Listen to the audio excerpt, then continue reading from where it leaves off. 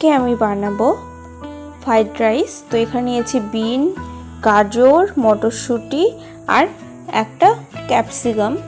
তো আর এখানে দেখো বাসমতি চালটা আমি ভাত করে রেখেছি, আর এখানে চিনি গুঁড়ো করে নিয়েছি 1 কাপ মতো।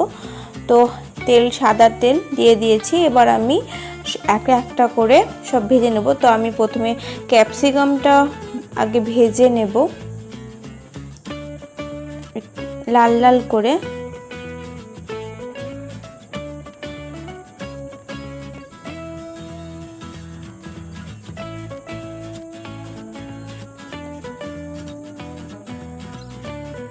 বেশ একটু বারবার নেড়ে দিতে হবে, না হলে পুড়ে যাবে, কারণ আমি খুবই ছোট ছোট করে কেটেছি।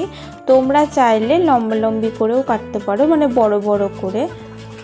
তো এখানে দেখতে পাচ্ছ এটা আমার ভাজা হয়ে গেছে। তো আমি এবার একটা ঝারনা হাতা দিয়ে তুলে নিই।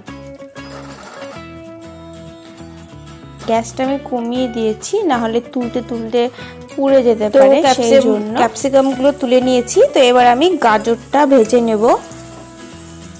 গাজরটাও ভেজে নিয়ে এবার যদিও গাজর মানে সব কিছু ভেজে নিয়ে করলেই বেশি টেস্টফুল হয় ফ্রাইড রাইসটা, সেই জন্যই আমি গাজরটাও ভেজে নিচ্ছি। তারপরে আরও আছে, ওইগুলো ভাজবো একটা একটা করে। তো গাজরটা আমার ভাজা হয়ে গেছে, আমি এবার এটাকে তুলে নিই। দেখে বুঝতেই পারছো না, একদম চুপসে গেছে। এক জায়গাতেই রাখছি, কারণ এক জায়গাতেই সব দেবো, একটা করে ভেজে ভেজে রাখছি। তবে তোলার সময়তে গ্যাসটা কমিয়ে তুলছি, না হলে তুলতে পুড়ে যাবে, সেই জন্য আমি। তো গাজরটা তোলা হয়ে গেছে। এবার আমি দিয়ে দিচ্ছি এখানে বিন আর মটরশুঁটি। তো মটরশুঁটিটা নাও দেখবেন তেলে দিলে ফটফট করে ফাটে, তো সেই জন্য আমি একটু একটা ঝাঁঝর ইউজ করছি, কারণ না হলে ফাটলে না, মানে কি বলবো, গায়ে তেল তেল পড়ে, সেই জন্য আমি এখানে ঢালটা ধরলাম। তো দেখুন আর ফাটছে না, তো সেই জন্য আমি একটু নেড়ে দিই। ভাজাটা নেড়ে দিয়ে তুলে নিচ্ছি।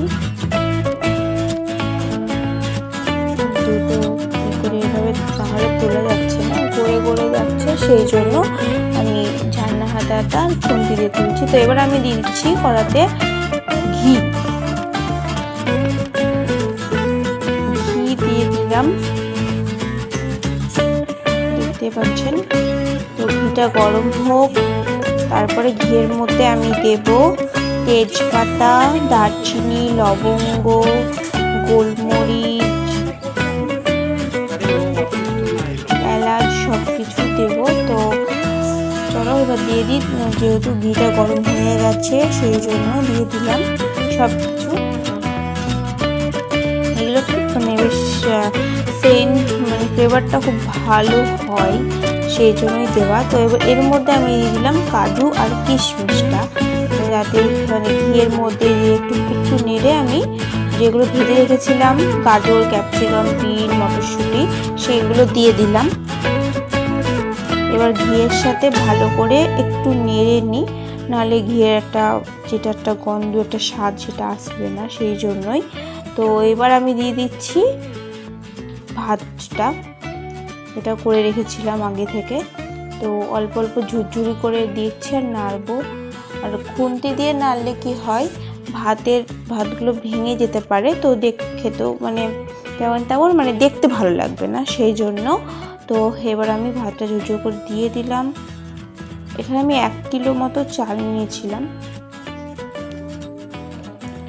চলো হয়ে গেছে। এবার এটাকে ভালো করে এপাশ ওপাশ করে ঘিটা মাখিয়ে নিই ভাতের। তারপরে চিনি, যে গুঁড়োটা করে রেখেছিলাম আমি 1 কাপ চিনি, বেশি মিষ্টি হয়ে গেলেও কিন্তু খেতে ভালো লাগে না, আমি মিডিয়াম মিষ্টি করব, সেই জন্য। তো আমি এখানে যে 1 কাপ মতো চিনি আগে থেকে গুঁড়ো করে রেখেছিলাম, তো আমি এবার এর মধ্যে দিয়ে ভালো করে নেড়ে নেব। গ্যাসটা দেখে বুঝতে পারছো, আমি কিন্তু গ্যাসটা পুরো লো ফ্লেম করে দিয়েছি, পুরো লোতে করে দিয়েছি। তো এবার এটাকে ভালো করে চিনি, রাইস সব কিছু একসাথে মিক্সড করে নিই।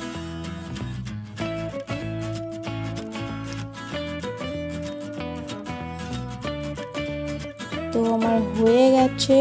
আমি একটুখানি চেখে দেখি যে মিষ্টি ঠিকঠাক আছে কি নেই। তো হয়ে গেছে, আমি নামিয়ে নিয়েছি। তো কেমন লাগলো রেসিপিটা তোমরা অবশ্যই জানিও।